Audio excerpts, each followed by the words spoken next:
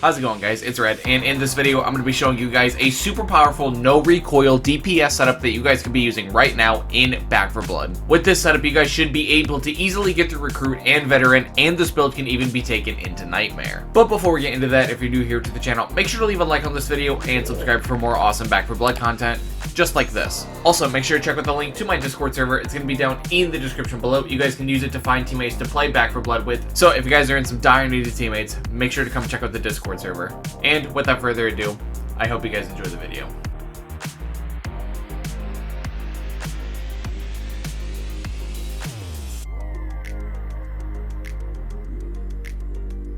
Alright, so here we are in the deck building menu in Back 4 Blood. This is going to be the complete deck list, so if you guys are just looking to copy and paste the deck, now is your time to do so. But for the remainder of this video, I'm just going to be talking about why every card is where it is and just what role every card plays in the deck itself and just everything like that. Now, the objective of this deck is very simple. We are going to be a DPS build, so we're just going to be looking to put out as much damage as humanly possible, but the thing that makes this build unique is it makes it so all of our ARs are going to have no recoil once the build actually does its thing. So basically, when we ADS, the gun is not going to move when we fire, hence making aiming a lot easier and making it so we can deal more damage quicker because the gun isn't going to be fighting us back when we're trying to shoot it. Now, in the number 1 spot, we have Cold Brew Coffee, which gives us plus 15% reload speed, 25% aim speed, weapon swap speed, and use speed. Now, this just does everything that an assault rifle deck wants to be doing. It gives us plus reload speed because assault rifles don't really have the fastest reload speed in the world, and this is something we're going to be touching up on later in the deck anyway, so getting an early boost is good.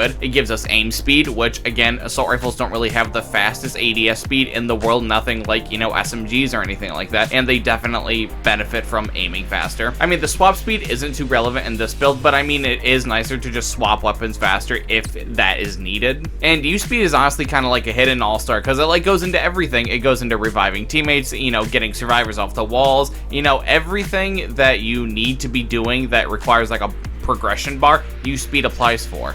Now, at the number 2 spot, we have Line 'em Up, which gives us plus 10% effective bullet range, plus 15% recoil control, 25% bullet penetration, and plus 25% aim speed. Now, when we have Line 'em Up and Cold Brew Coffee both going, we are going to have plus 50% aim speed, which is really, really huge for an AR deck because, like I said earlier, we really don't have a quick ADS speed, and just anything to help that out is really huge. And the rest of the effects that Line 'em Up give off are just, you know, good damage effects. Cold Brew Coffee is good at giving support effects, and Line 'em Up is the damage effects, and this is what is going to help our build do more damage. Now, number 3 is going to be Money Grubbers, which says each time your team loots copper, gain 3 additional copper, stacking up to 75 additional copper. Now, the reason we want to play this is just, it's the best copper card in the game, and once we have this equipped, we are going to be netting so much extra copper that it's going to make all of the harder levels that are later in the campaign a lot easier, especially in the higher difficulties like Veteran and Nightmare, especially if you can get more than one teammate rocking Money Grubbers. Like, it's the best copper card in the game. Like, once you have it, you don't need another one.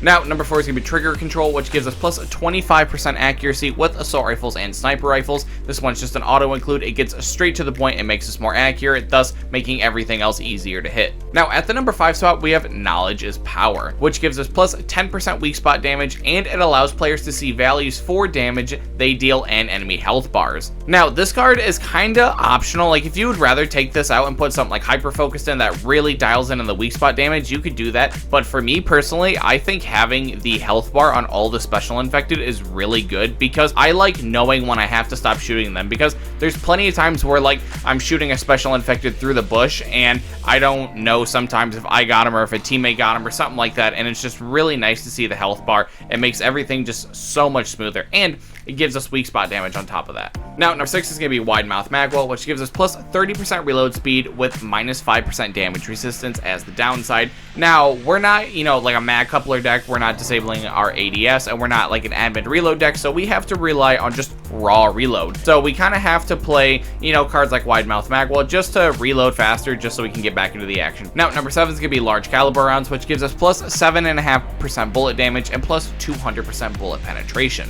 This card's pretty simple. It just makes all of our stuff do more damage, and this is just the best damage card in the game. You know, just like this one card does the most out of any other damage cards in the game, and it gives no downsides, which is huge. That's why it's all the way up here. Now at number 8, we have Ammo Mule, which gives us plus 75% ammo capacity with a minus 5% move speed as the downside. Now, when we're playing this build, we're going to be going through a lot of AR ammo, especially because we're not going to be using our secondaries as much, because we're just going to be, you know, just shooting our ARs and then manually reloading them and then shooting them again. Like, it's a little different when you have something like an admin reload deck where you're going to be constantly switching to your secondary, but for this build, we're just going to be straight AR, and we need to be able to carry as much ammo as humanly possible, because, I mean, we kind of just eat through bullets as is, but, I mean, when you put it into just a spray and pray AR, you know, kill everything deck like we have, more ammo is good. Now, at number 9, we have reload drills, which gives us plus 20% reload speed. I mean, it's just a worse wide mouth mag weld, but I mean, we're not playing mag coupler like I said earlier, so we have to kind of just play all the reload effects that we're going to get, especially since we're not doing any tricky business with admin reload and we're just having to manually reload our guns.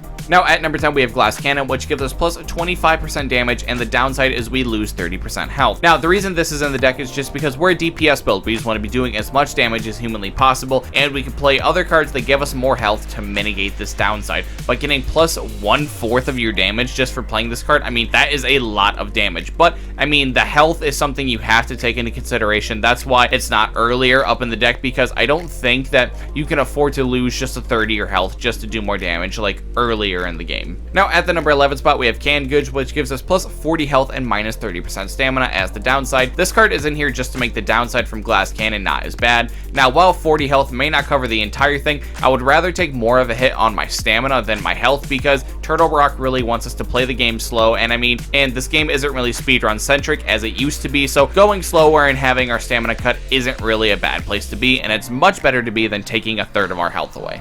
Now, number 12 is going to be Tactical Vest, which gives us plus 30% rifle ammo capacity and plus 10% damage with assault rifles and LMGs. Now, this is obviously an auto include in the deck. This just gives us more ammo, more damage. It's exactly what we want in a card, but the reason it's all the way down there is just because of how linear the card is. Because look at cards like Cold Brew Coffee and Line 'em Up that have like 4 different effects on them, and you know, they, in all honesty, do more than Tactical Vest ever could. So, I mean, just because all these cards just do so much more for us and just are so versatile and just do so many different things, that's why this card's all the way down here, because this card is linear, it only does one thing.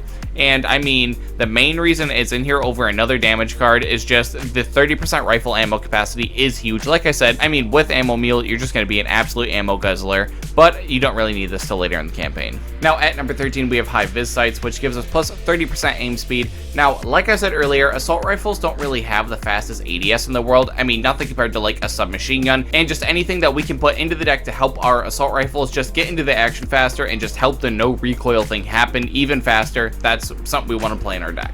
Now, number 14 is going to be Reckless Strategy, which gives us plus 30% weak spot damage with a minus 5% damage resistance as the downside. This card's self-explanatory why it's in here. It just does more weak spot damage because we want to do more DPS to kill things faster. Now, number 15, the final card in the deck, is going to be Improved Explosives, which gives us plus 75% accessory damage and minus 25% swap speed as the downside. Now, the reason that this card's in here is actually just because of like a finale situation, because by the time you get to your 15th card, like your deck's just going to be so set up, like your gun's gonna have no recoil and it's just gonna do like absurd amount of damage. I mean, you're not gonna need just like another damage card. That's really not gonna do anything, and this card makes it so like all your frags are gonna one tap basically any special infected no matter what. It's gonna make things like Molotovs, pipe bombs just even better, and it's gonna make something like frags really good against an ogre if you happen to come up against one, and it's just a lot better through my experience than just putting like another damage card in there. Well, that's going to do it for the video, guys. Make sure to leave a comment down below telling me any deck changes that you guys would make. And as always, if you happen to enjoy the video, make sure to leave a like and subscribe to my channel for more awesome Back 4 Blood content just like this. Also, make sure to check out the link to my Discord server. It's going to be down in the description below. You guys can use it to find teammates to play Back 4 Blood with. So if you guys are in some dire needed teammates, make sure to come check out the Discord server. And until next time, it's been Red, and I'll see you guys in the next video.